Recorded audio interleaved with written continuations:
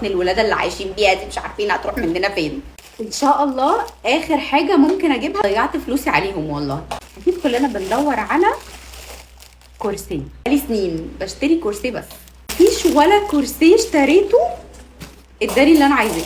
طلباتي مش كتير على فكره، انا عايزه حاجه تشد البطن وفي نفس الوقت ما تخنقنيش، ما تكتمش على نفسي، عشان عايزه اعيش واتنفس عادي. اما بتبقى طريه قوي فما بتشدش البطن اصلا زي قلتها يعني من الاخر، يا اما بتخنق جدا جدا جدا وما بعرفش اتنفس حرفيا وما بلبسهاش. البراند ده اسمه كيرف فالكسي، لقيته قدامي على السوشيال ميديا وقررت اني اجرب. بتشد وبترجع تاني بسهوله. هي دي الصوت الكامله بتاعتهم، شويه جامده بس في نفس الوقت مش شايفين، مش تقيله، لا خفيفه جدا.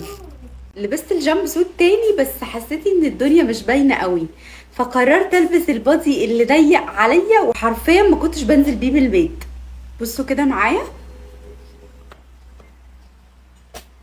ايه ده بقى اصلا؟ يعني ما كانش بيبقى كده والله، ما كانش بيبقى كده خالص. بصوا، وفي نقطة مهمة بقى انه مش مضايقني، انا مش مخنوقة. اخيرا هنزل بالباديات اللي عندي ما بلبسهاش، مش مصدق نفسي يا لمبي. تحفة تحفة تحفة تحفة تحفة تحفة، وعلى فكرة سعره تحفة تحفة تحفة، يعني مش غالي خالص على الكواليتي دي.